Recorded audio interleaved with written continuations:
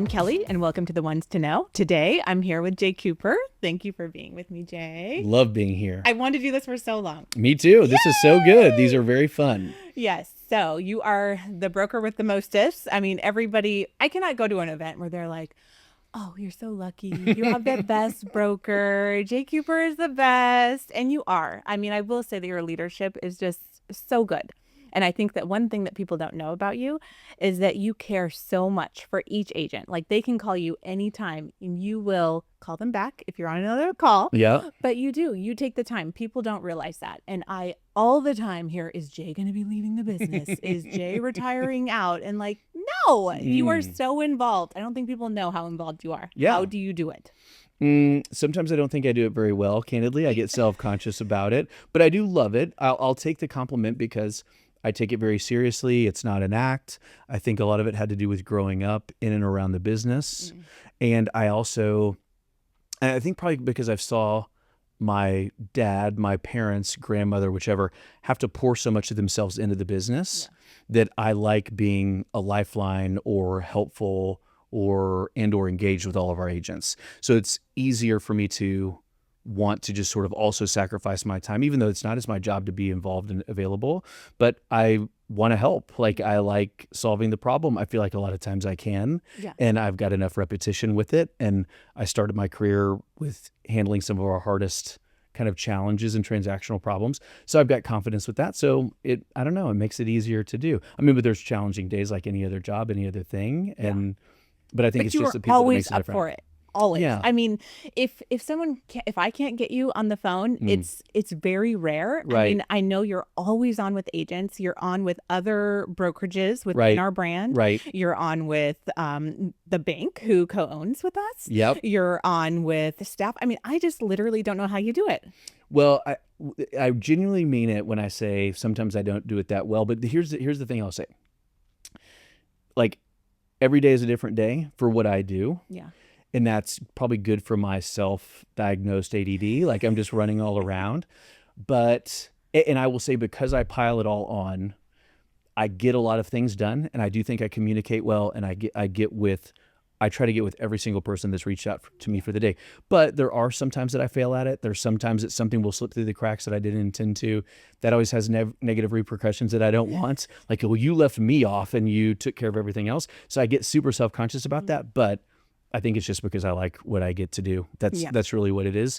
And it's easy to pour into things that you value, and I value everybody that's working with us. I know what that commitment level is like. Yeah, I know you do. When you say that, and you really do. Yeah, I mean, it's not easy. You know the backstory. You really care about all of the agents, and yes, you have kind of morphed along with all of the years. Many of the agents that were from the old Amelia Bullock office, they tell me like, I remember seeing Jay when he was younger, and he would be in the office, or But side note, I know that it was kind of a tough year because the two people that really founded Kuper Realty way back in the day, passed on. And so that legacy, as you knew, would always continue. But now it's even more on your shoulders. For sure. And how has that impacted the year? It's impacted the year a lot. I'll say this. I don't know if it's a strength or a weakness. I'm always very future focused, almost to a fault. So losing grandmother and uncle in a year or 12-month period was a lot, but also they both were so encouraging to me. People will keep voicemails or whichever. The only voicemail I ever have saved is 2 for my grandmother. Really? Yes. I'm super sappy about them, but they were great. But she's always remarkably encouraging. So I've kept those. Aww. But I don't really, I'm not overly nostalgic. I don't always look back. I want to honor legacy. Yeah. But I'm hey, it's heads down and moving forward every single day. Yeah. And again, I think it's a strength and a weakness. I think you should settle in to the moment that you're in. Yeah. Not spend a lot of time on the past, not spend even a lot of time on the future. Sometimes I'm just way too future focused, but I think I have to do that in the role that I'm in. Mm-hmm. But anyway, I think I've always felt like it was a challenge. I felt daily challenged by both of them for what they built. Yeah. Because people will give me credit that I don't always really deserve. Not trying to be self-deprecating, but oh, it's a great company. I think it is a great company. Yeah. It's an amazing company, but I didn't start it. It was started by two amazing people, really, and I just have the privilege of continuing it. Yeah. Which there's challenge there and different pressure. Yeah. But to start something like this from scratch is very difficult. And I'll say it a different way. I don't know if I could start it today. I think to try to start a residential real estate brokerage in 2026, would not recommend it to a single human being. It's a challenging industry, business, that sort of thing. But again, like I'm standing on the shoulders of giants, and so there's real obligation and commitment there. But I really welcome that. Like it's get up in the morning, look in the mirror, like let's get this done, because somebody before me or multiple people before me, not just my grandmother or my uncle, but hundreds of agents too, and staff members too, some of which still work for the company. We've had people here who have been here since the early 80s are working here still, both as agents and staff. So that's an obligation for me too, and a commitment level too. I feel like I'm very committed to that every day. I love that picture that we put in the most recent listing presentation that has like the original crew. Yes. Oh, that's so fun to see. It's really good. Yeah. Okay, so Kuper Realty was very, very successful in San Antonio. And then what made you say, I think this would be a great partnership if I align with Sothebys. So I'm going to kind of morph our brokerage into that more corporate franchise structure. So I'll give full credit to my uncle on that. He really, my uncle and my father really focused on Sothebys as a brand and as a company. Oh, really? So this is all the way in the weeds, but I'll say it real quick. We really started becoming affiliated with the auction house, Sothebys Auction House. Oh, really? In the 80s. Okay. So back then it used to be purely like an affiliation. You could say we're affiliated with this auction house, and we will pay them a fee if they do some marketing and advertising for us. And then it's now been almost 20 years is when it became more of a franchise system, corporate office in New York and in New Jersey. And we were an early on, franchisee, I guess, of the Sotheby's brand. And that was in early 2000s. And so we've been doing that for a long time, but that was really father, uncle who said, being affiliated with a brand like that makes a difference. And the overarching thing that I will say, and I preach this to our agents all the time, is brand really is everything. Yeah. I'll steal an analogy from my dad. He'll appreciate maybe that I do. He would always say brand affects everything from toothpaste to tennis shoes. Have you heard him say this? No. He would say it all the time, but I give that example all the time. You can go to the grocery store. We go to H-E-B. There's toothpaste. There's Colgate and Crest, and then there's H-E-B brand. Yeah. And they are almost identical, but you pay more for Colgate or Crest because you trust a brand. Trust the brand. In our industry, I think it's super interesting because there's a couple of brokerage models that really get agents to focus on building their own brand. Oh, yeah. And I believe in it to some degree, but being affiliated with a true brand that's been around for hundreds of years has major impact on the consumer. And I think it's a little bit foolish to think an agent can just build a brand that's ubiquitous with quality and all these things overnight. That really takes decades to do. Yeah. And I think for most agents, they shouldn't spend as much time building their brand in that way. Agree. Even though I believe each agent is a brand, but aligning with a brand like Sotheby's International Realty is a big deal. And so I can't get enough of it. I think it's the value in it is immense, and we continue to benefit from it. Yeah. Even to this day, even though there's lots of great real estate brands, I don't think anything touches really what we have at Sotheby's International Realty. And I hear it directly from clients all the time. Yeah. I don't have to lead the witness. Yeah. They'll say, I wanted a Sotheby's agent. And I heard it this last week from a client. Like, we're just looking for, we wanted the best. We know Sotheby's is the best. They're everywhere we want to be. So lots of people try to do that. And I totally appreciate the effort into building a brand, but being associated. It was just genius for my uncle and dad and all that back in the day. They knew ahead of time aligning with a brand like that made a difference, and it has ever since. Agents, lean into the brand, right? I mean, how many times do we hear, yes, they get creative, they want to come up with their own thing, and yes, they should have a logo and their own style of how they do business, but lean into the blue sign, the brand. Kuper Sothebys Sothebys International is worldwide. So Worldwide. all of the people moving from opposite coasts, they know the blue sign. Yep. We get calls all the time saying, I want the blue sign in my yard. Yep. So that leads me to, we have the best agents, Yes. which I am so proud to get to work alongside every day. Same. But I know that puts a different kind of pressure on us as well, right? Because we have the best, but also they are competing against each other, and they both have the blue sign. So how do you handle that? It's interesting. I like to think that one of the things we've been really intentional about is not having the most agents. Yeah. Right. So in both San Antonio, Austin, New Braunfels, Bernie, Port Aransas, Rockport, you name it, we've intentionally not hired anybody and everybody. We tend to try to be very selective. For sure. And one of the ways that we're selective is in micro markets. Like if we have the best agent in whatever one area, we try not to go like over recruit in that particular area. Yeah. So I think that's strategy number one. It's not that there's not overlap. There certainly is. We have the best of the best that are going to overlap. We do. And we frequently have multiple agents on the same listing presentation, which can be a challenge. But I think that's first and foremost, we don't overstack the deck. Yeah. We want people to kind of have their own territory as much as we can. I think the second is, I will frequently get called by the client to be in on listing presentations with both of our agents being in on the presentation. You do that multiple times. You handled that very well. Well, it can be super uncomfortable, but what I try to always lay out is I say, look, I'm going to give you the value proposition of the brokerage and what we're going to do and how we're going to support our agent. I don't list and sell. I'm here to support our advisors, our agents, our associates. That's what my whole job is. So I think that works well for most clients who are just used to an independent contractor, an agent going in by themselves, who probably doesn't have a bunch of support system. Yeah. They maybe can kind of speak to what feels like a support system, but is just not truly like what we have. For sure. They don't have Kelly, or they don't have Jay. They don't have our marketing department and our administrative team. So I like to go in and represent our team and say, this is what I do. And I'm going to do that for both agents here. And then I always recommend to them, like, you need to ask a lot of questions. You need to find out who fits with the strategy you want to take and the personality that you're going to feel comfortable with. We're going to be highly communicative with you.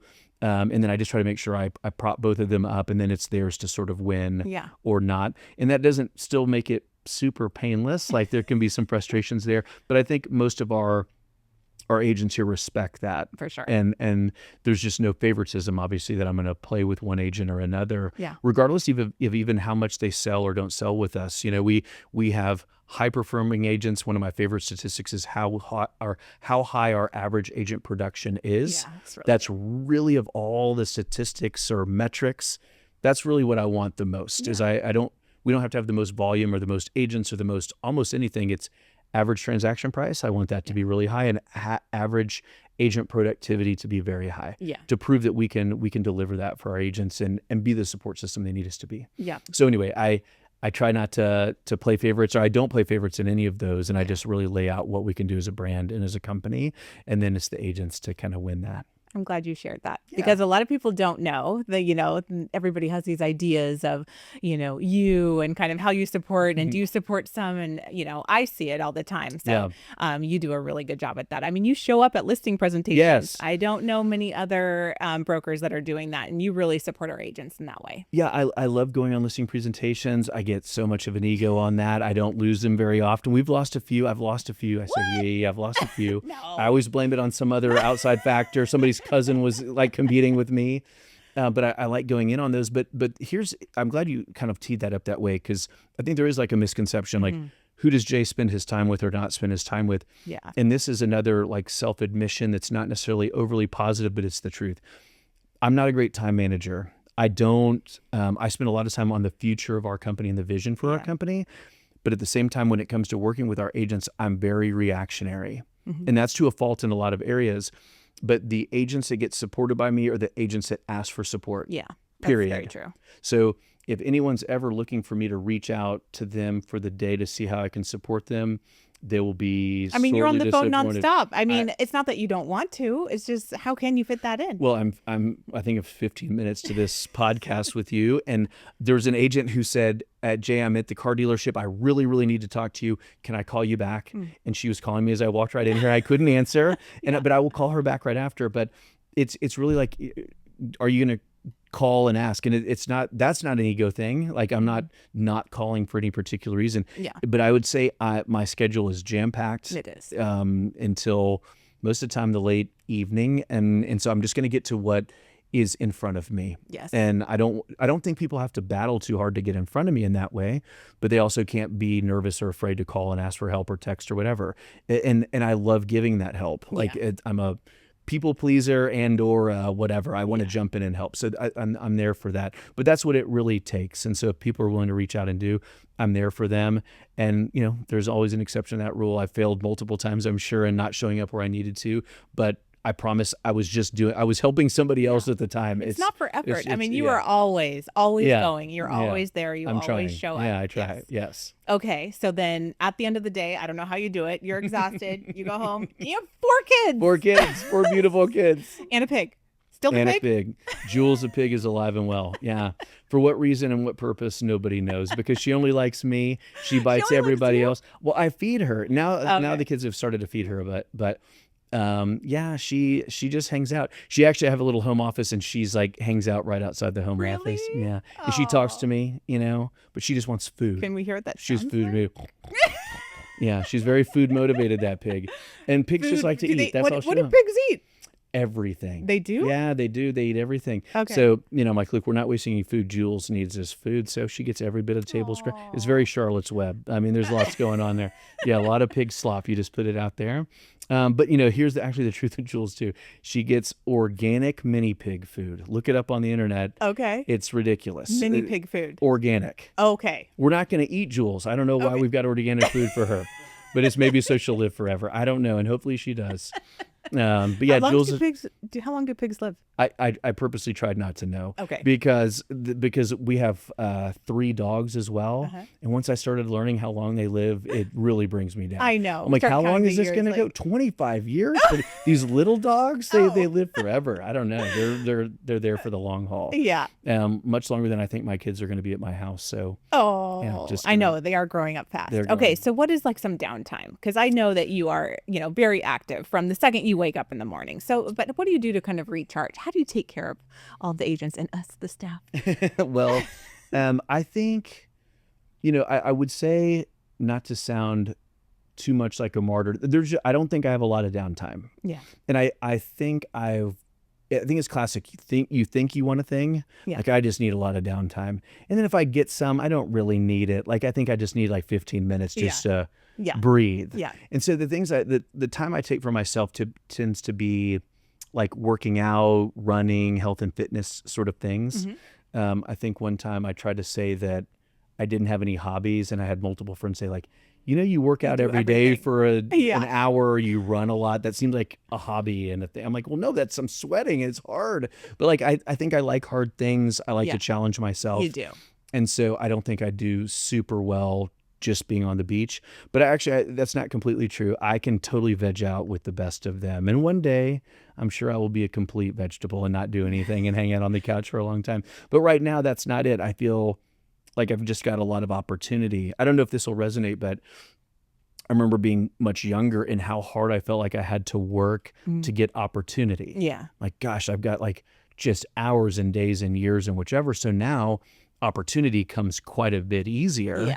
And so I feel like I need to capture every opportunity. I got to seize every one. And that's not true either. Like you have to pick and choose. Yeah. And that's hard for me. But anyway, I don't think I have a lot of downtime, but I also feel like I get charged up by a lot of the stuff that I do. There are days for sure that I get home at the end of the day or I'm done for the day and I'm like, I cannot speak English anymore today or any other language, but I just need to stop talking and just be quiet. Probably, if anything, the real answer really is probably going to bed early. If I could go to bed at 9:30 every night, I would. Oh, yeah, I think I used to be a night owl. Now I'm not. I just want to go to bed. But I wake up early and try to get as much done as I possibly can. You go for it. Yeah. Well, you do some interesting hobbies. I remember when I very first came on the team, you were everyone's like, get out your map. We're going to track Jay. He's going to go on some rafting trip and we're going to map him through Texas. And I thought, wow, that's so cool. I did not think that you would be up all night, that you would be, okay, Tell us what happened, because I'm going to ruin the whole story. It is wild. It is wild. So it's an event called the Texas Water Safari. One of my best friends in the world, James Lowe, said, Jay, you're going to do this with me. And I'm like, and actually he sort of was trying to getting me into it for years. Okay. But this is the sales pitch. It is kind of like what you're saying. All right, Jay, we're going to row from San Marcos to the Texas coast, 260 miles. Mm-hmm. It's going to be multiple days, and we're not going to sleep, and we're not going to stop. And you're just going to row. You're going to paddle nonstop for multiple days until we're finished, and you're going to want to die, and you're going to hallucinate. And so when he's telling you this, you're like, yes, I can't wait. This sounds is so good. Who says that? Who says that? No one says that. But I do like a challenge. I like a challenge for myself. He's a great friend, and so I'm like, well, if I'm going to spend this much time in a horrible activity with anybody, James would be it. He's awesome. And so I said, let's do it. And I am also a sucker for something that's unique, which actually I think plays well into this career I've chosen. We do a lot of marketing of unique things and properties that are harder to sell sometimes or take creativity. Yeah. That plays into this too. It's like, nobody does this. Like the people that do the Texas Water Safari are limited. As a matter of fact, there's very little information about it. If you finish, which very few people do, you get a patch, and that's it, and a high five. And a high five, yeah, even though you just almost died. So I thought, it was like, oh, this is such a great idea. You know, when you're in the nights, maybe you both just like kind of snuggle up and just let the tide take you down. Well, I'm watching you on the map, and then it just stops. What happened? So James is going to hate that I'm talking about this on this podcast, but we were going, and part of what you have to do is pick the boat up out of the water sometimes and go around like a dam. Like you can't go over the dam, you go around it. In the particular year, this was... Do you know they're coming up? Like it's dark. Yes, you know it's coming up, and you spend a lot of time practicing. Like you spend a lot of time on the route and like where it is. Because I'm with you. Like before I did this, I'm like, a river's a river. It just goes one way. It only flows one way. Seems like it could be kind of relaxing it a few times. That's not how a river is. And there's tributaries, and they branch off. And to actually get yourself down to the bottom, you have to really plan a lot for it. Okay. But part of it is like picking the boat up, taking it out of the water. Well, our boat had a leak. Water's coming in. We're like bailing water out all the time. We had some supplies. I was gonna say, do you have like a patch kit? You got it. Yes. Okay. The patch kit is you take the boat out of the water, you put grain alcohol in it, you catch it on fire, the boat on fire in it. What? Yes, it's crazy. But it's super, super cool, and you patch the boat and you keep going. Okay. But I think and can you see your competitors? Are they like they're going by as your boat's on fire and you're trying to patch it and you're getting nervous? Kelly, we didn't see our competitors because we were so far ahead. It's not totally true. Okay. We saw people going by. But when we stopped, essentially my partner had like really hurt his back. He had like torn a muscle in his back. From rowing. And probably from lifting. We just don't really know. It wasn't like some moment, but it got to the point where like we just could not continue. Like he was getting sick from doing it. And the conditions are the most miserable conditions. So not only are you kind of going for multiple days on end without sleeping, but it's the summer. It's June in Texas. Ooh. You know, it was 104 degrees outside. You have and then mosquitoes all over, bites all over you. The water's warm, you know, like you think, oh, it's this cool river because we started in San Marcos. The water in San Marcos, beautiful. The water in Gonzales, not beautiful. It's gross and warm. And so it's just kind of, but that's that way on purpose. It's like, it's a real challenge. So anyway, it was very sad. We didn't finish. But we kind of vowed to get back in and do it again. James has actually finished it multiple times. He's a really? stud. He's awesome. So you would do this again? I have to. There's no choice. I have to get to the bottom. This. Yeah. You need the patch and the high five. I need the patch and the high five. Okay. Yeah. I need it all. Yeah. Well, I remember when I very first had met you and heard this story, and I just thought, who is this guy? Yeah. Like, is our broker going to survive to keep the brokerage running? I do think what we do can be this full contact sport too, right? Like it can be all encompassing, kind of like what you've said, like, well, Jay, you answer the phone 24 hours, or not, you didn't say it that way, but I'll be super engaged all the time. And so maybe that's not my answer to the downtime. It's just, I need a little juxtaposition. Yeah, like I need something different. Yeah. And it can be an all-in kind of thing like this boat race was, but I like the challenge of it, you know, and doing something that, like, you don't think you can do that. This will be my last on this water safari. But when you sit there at the beginning and you're in this boat, I'll never forget it. Like, you're sitting there around all these other people about to start, and you think, I'm going to perpetually paddle a boat for 3 days. It's very like scary. I'm like, is this even possible? Yeah, even though true. I've trained and done. And so even though we didn't finish, like I remember going through the first full night, I'm like, we're doing this. Yeah. I haven't stopped for Yeah. 24 hours Like, of and I have 2 rowing. more days. I haven't done anything for 24 hours straight in my whole, I mean, what would you do 24 hours True. straight? Like you would at least take a nap or take a seat or do Yeah. whatever, even if you stayed awake. But that physical effort, the same physical yeah. effort for that long. That's so a lot. it was great. I mean, even Orange Theory, 10 minutes Ooh. of rowing. I don't know how you did Not it. enough It's flat impressive. points. Yeah. Yeah. Yes. Okay. Well, I know everybody in the audience is going to be curious. Yeah. You know, back to real estate. Yes. So our company was our mother company, Anywhere, was recently purchased. So, Yes. you know, I know that Sothebys is such a strong brand, and CIH, is that what they're calling it? Yes. Compass International Holdings. Yes. Really wanted our brand because of, you know, we are different compared to the other companies because we're luxury. Correct. And his whole fallout with Zillow. But how do you feel about it? I know it hasn't affected our day to day, but how do you feel like it's going to affect us in the long run? Yeah, I think my first thought on it is that we have always operated in this environment of being our parent company owning multiple, call it competitive brands, you know, anywhere. Corcoran, Coldwell Banker, ERA, Century 21, all those. So I've already lived in the world, and this is something that I feel like I'm involved in all the time and not necessarily the rest of our company has to be involved in per se. Like day to day, we are Kuper Sothebys International Realty and doing that. Yeah. To me, in so many ways, I feel like that's just more of the same. So you're looking at a very visionary company in Compass in a lot of ways. I've always admired Robert and how hard they charge and what they do. But at the end of the day, they've been clear, he's been clear. Like, okay, well, we've got all these wonderful brands and companies. And that was, again, like how Anywhere always pitched it too. And that was true. Yeah. Like, I don't overlap with our Coldwell Banker colleagues, you know, that are in Austin and San Antonio all that much. We actually have a great relationship, but we just run our own companies and it's not part of the same day to day. So that's my overarching thought. Yeah. And then like, I like to dream or see how the positives could be. And there's plenty of positives. Like if you have a great, call it franchisor or parent company or however you want to look at it, and they're visionary and they've got a lot of resource and they've got a lot of talent, which they do there.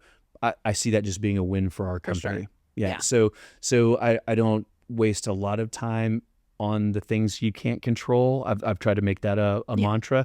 There's some things that I can't control and or thinking about the negative implications. I don't see a ton of them, candidly.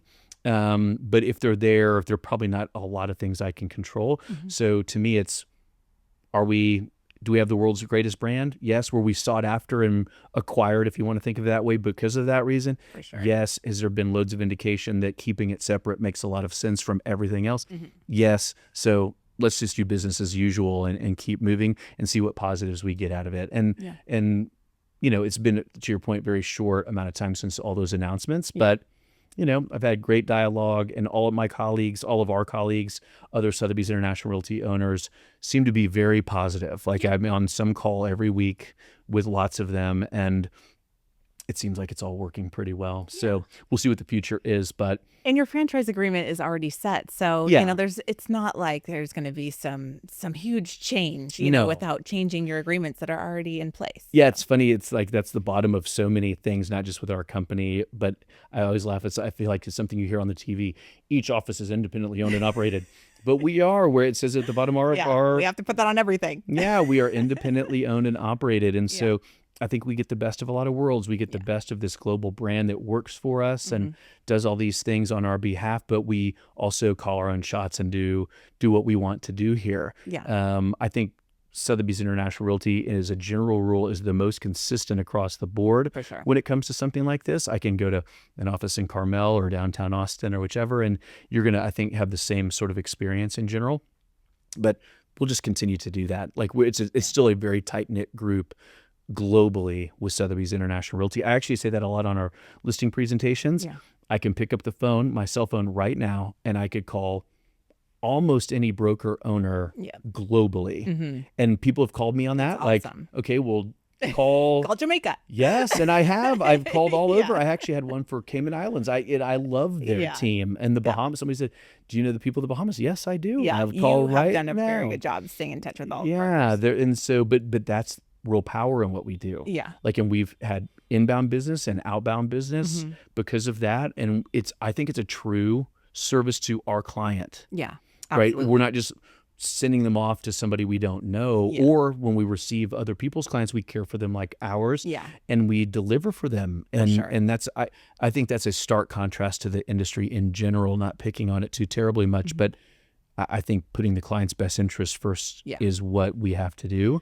And I think sometimes the industry has lost sight of that, but we don't lose sight of that here. Like, that's just always been paramount for us. For sure. That's why our network is so good. Whenever an agent wants to come and join our team, they're like, what's different about your network? And it is hard to explain because I know Keller Williams, or, I'm just using them as an example, but many of the other companies have offices in other areas and they get referrals, but it's nothing like ours. And it's really hard to explain in those situations that you have to be a part of the family. But I think that because of the caliber of agent, when you're sending that referral to the Bahamas or wherever, we know that the caliber of agent on the other side is going to take very good care of our client. So those referrals are so easily passed. And I'm so proud of it. So this has been like a near-term revelation for me, but I want to like speak to that. So I've had that same thing, like, what's different? And I've never thought about it the way I'm about to tell you until recently. And I think what I'd normally want to say is the selection criteria to be a Sotheby's International Realty agent is so high. And I think that's true. But what's also super interesting is I think agents will self-select out of this brand if it doesn't resonate for them and they can't work towards that brand. Yeah. And I'll say that as both a positive and a negative. Yeah. I think some agents, I'll start with negative. From a negative is like, I don't need that brand. I don't need those resources. I'm incredible on my own.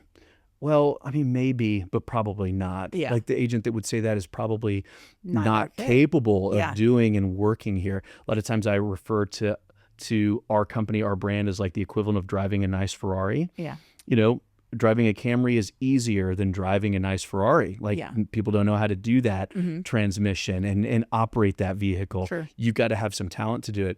And so, from a negative, I think some agents just like, I just don't need to do that.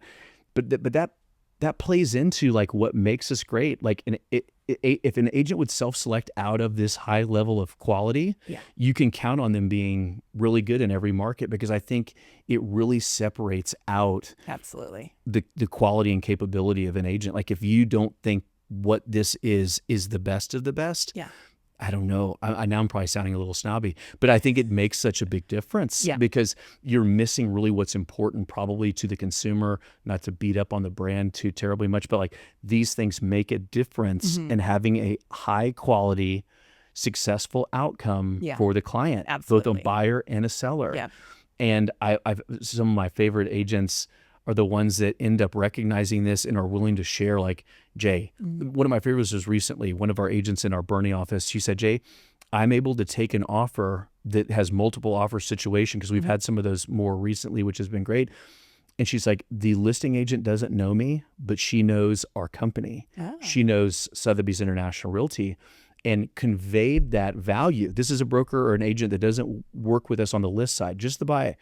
But this agent, who's a competitor, took to her client and said, oh, well, they work for Kuper Sotheby's International Realty. This is a valuable offer. Yeah. So on paper, it's like, well, it's $1 million here and $1 million there, but coming from this agent is different. That is huge. That's better representation for the client. Yep.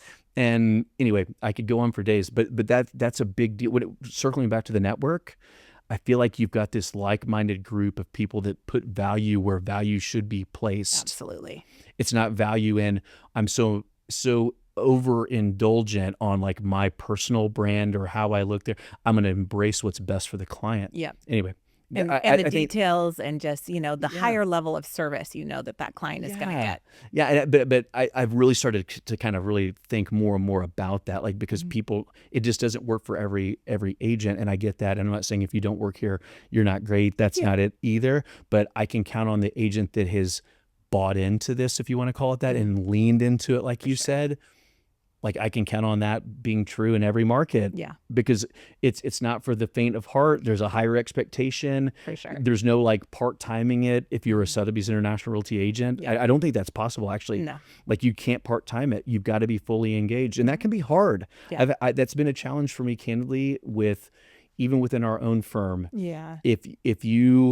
It is harder to be here at this company if you are not full-time committed to it. Absolutely. And that can be a challenge because we've had people that have been here for decades. Yeah. But if you're not engaged in the business full-time every day, again, it's like this self-selecting thing. For sure. Like nobody's ever trying to make that person not be here, but there's an expectation. You can just tell the success and the challenges they have when they're not in it. That's right. Yeah, it becomes too much of a challenge, or you're not delivering to the expectation that not just that we have, but like the brand sets. True.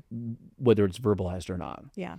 Okay. Well, lastly, and we're I thought this was a 2-hour podcast. I thought we were trying to compete with Joe. What's the deal? We can't. Okay. There's so much I could talk to you about. Okay. But G&E, you know, so because of our network, a lot of that does kind of filter to our G&E events, our global networking events with Sotheby's. This year will be in San Francisco.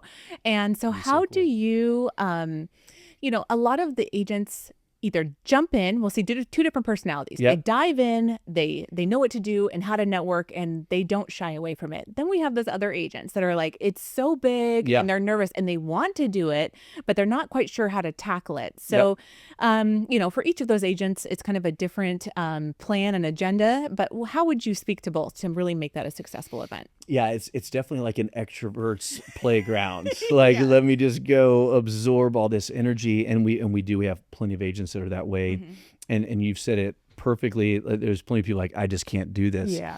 So first, let me say this. I've definitely learned that to be really good at this business, it does not matter if you're introverted or extroverted, right? So it really is way more about the details that you put into the business and how well you care for the client. And you can be hyper introverted and be the best of the best at this craft. Absolutely. Yeah. So I used to just think, this is an extrovert's business. It's just not true. It just has nothing to do with it almost. But for a networking event, we all sort of work in tribes and you kind of gravitate to your people. Yeah, so true. And all your people, your person, whether you're introverted or extroverted, to say it that way, attend the G&E. Yeah. And I think the trick is going and finding your people. And to do that, you just have to be more premeditated. For sure. So if you're an extrovert, you probably have a leg up because you could just show up and you're like, I'll find my people. They're loud. People. They're loud and we're just going to be up all night and talking about real estate. Yeah.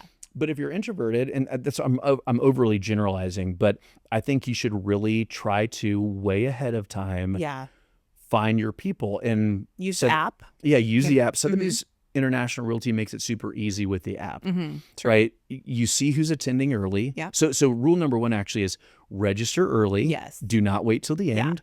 And this one will sell out. I think it's a limited ticket sales because the venue is so awesome where they're doing this that they just couldn't have as many people. So I think this will be a year where it's sold out and there'll be some angst because of that. But get in there early and then start getting in the app early and seeing who's going to attend. And I know that might seem daunting, but why not look through or narrow the focus or the view of agents to the markets that we feed or feed us? Yeah. I think those are obvious. I'm happy to go through that list, but everybody knows where all the business is coming to or coming from in Central and South Texas.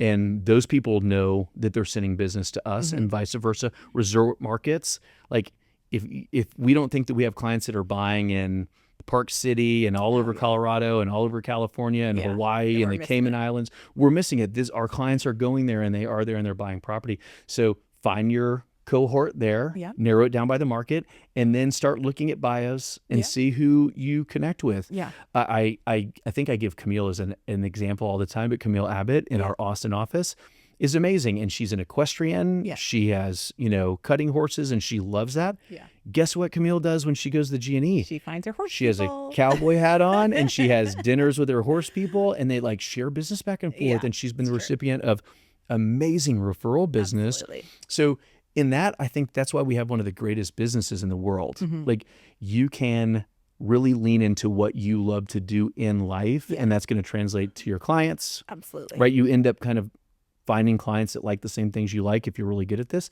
And same thing with referral business and colleagues in the industry, or especially with Sotheby's International Realty. Like, just find them. They are at the G&E and build that network. And this is the other thing I'll say. I could talk about this for days too. You have to be willing to pour into those people in the same way you would as a client. That's so true. So if you're not willing to follow up and continue the relationship, it's not just pure business like, oh, I got to send this note. Yeah. You want to get to know, make the connection. Yeah. Some of my best friends have become agents and brokers within this brand, period. I've been to weddings and all kinds of things of my friends here. You even vacation with some of them. Vacations and trips and all kinds of cool, dangerous things with these people. But because they become friends. This is what we've committed our life's work is in this industry, in this profession. So like, why not lean into it? So yes, it can be overwhelming. As extroverted as I am, I could still find a random room here in Austin or whatever, and walk in and be a little intimidated because I don't know anybody. It's hard when everybody's all grouped up, clicked up, however you want to call it. But I promise you, especially with where we are, there's so much inbound traffic from people moving here that there is an agent dying to meet you from Bay Area because they've got clients moving here for work and they want to know you. I think if you know that in your brain, hey, there's somebody in this room that really wants to get to know me because they've got business to send. That's what you should have in your mind. Whether it doesn't matter your personality type, if you're intimidated by a lot, know that there's somebody there who wants to do that. And for bonus points, reach out before the G&E. Not a weekend before, not a couple days before. People are booked way in advance. People are booked, but if you can reach out a month in advance, I'm going to be in San Francisco. I'd love to meet you. It says you like whatever, canoe racing, and I love to canoe race. I don't really love it all day long, but you know what I mean? He's going to get all the calls. I'm going to get all the calls. You're the only canoe racing person, apparently. But, find people you have some connection with and reach out ahead of time. And it's start authentic. It's authentic. When it's something that you really like and care about, passionate about, and then you can connect with that person on a real level. I'll end this whole spiel on this one. I started trying to run. My challenge this last year for the last couple of years really has been like, I'm going to run, even though I said I hated running. I didn't want to do it. He's making us all run. I'm making everyone run all the time. Kuper Run Club, which is very branded and cute. Very branded and cute. Thank goodness it's in San Antonio, so I don't have to do it.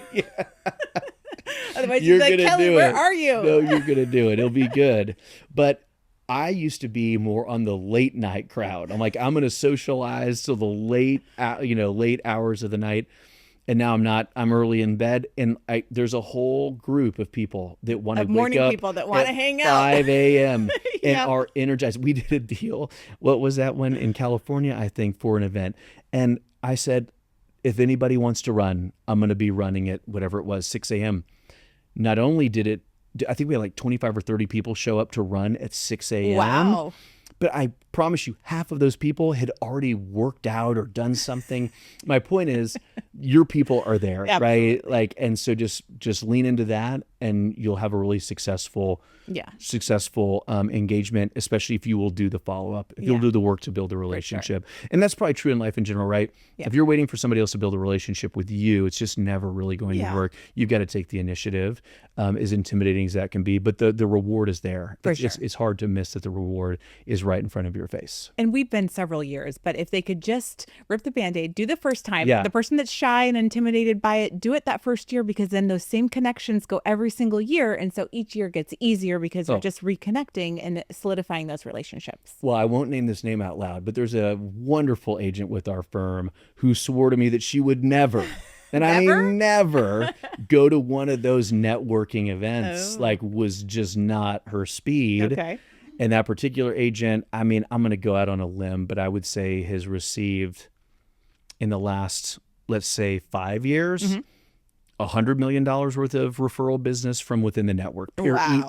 I would actually say easily to that, because she made those connections and doesn't just go to the G&E. She has networking groups that she's participating in, has made great friends and relationships within the brand. And they count on her and trust on her to receive their client referrals. So if you'll do that, the reward is there. I really have never, if people are willing to do what we're just talking about, I have not heard of somebody say, I did all this work and I went to try to meet all these people and I called them ahead of time and I tried to find them.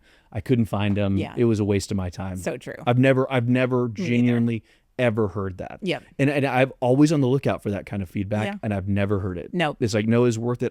I learned a lot from the conference, but I really got a lot from these relationships. And many times they walk away with a referral, a good connection that ends up in a referral that same year. Same year, for sure. Yep. Yeah, there's normally pretty quick turnaround to the results being there. For sure. Yeah. Okay. Well, I am excited for San Francisco this Me year. too. It's going to be really great. Yeah. Thank you for spending time with me. Yay. And I love appreciate this it. podcast. Yay. Thanks, Kelly.